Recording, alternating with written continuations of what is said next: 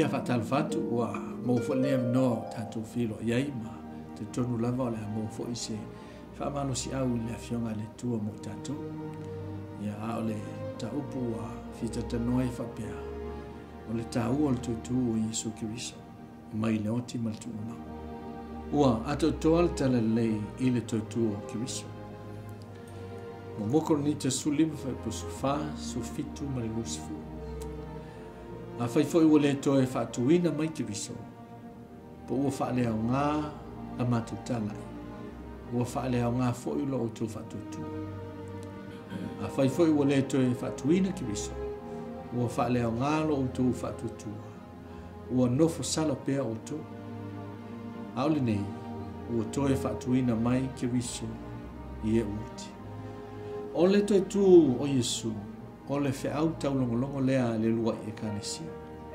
E le isolo muli le mori maua i lantou e ui lava i na mawafa sawanga.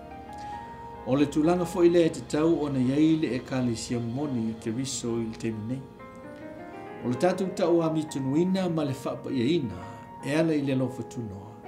Ua wha atu o toa ai e le lii o le tutu. O le fatu fo i o le tala lei Keriso o lona tutu.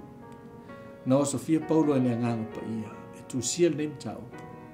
Mai whapea a leise tutu, ua lea o ngāle tala inga, ua lea fo i se whaolitanga, o lo o manu malo fo i loti. A o Iesu o le au tu lea o le tātou whatutu. E leise o tātou whamoe moe, pe a whai le toiso i fua mai Keriso, luka iwa lusulu. E te tau ni ti ngā lea te li o le tangata i mea tele, ma ia la fo ina e toe ina.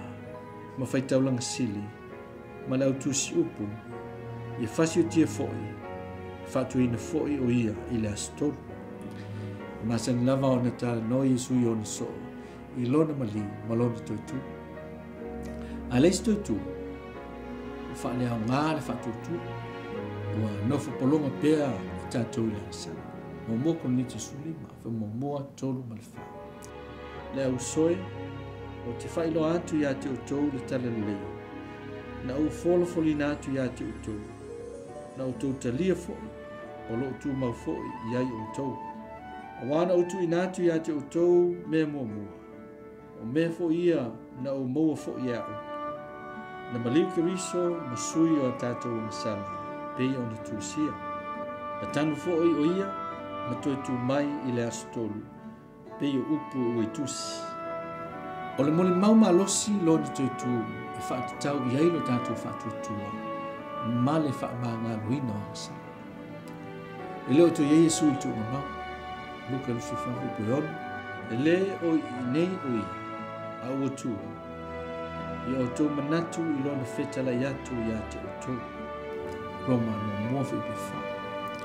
O le na whaasina tunuina mai o le alo le tua, o ia ma le mana, i lale nganga e pa ia i le totu mai na ie uoti. O le nei manu malo o mawai e tangata whaatutua lana ani tonu.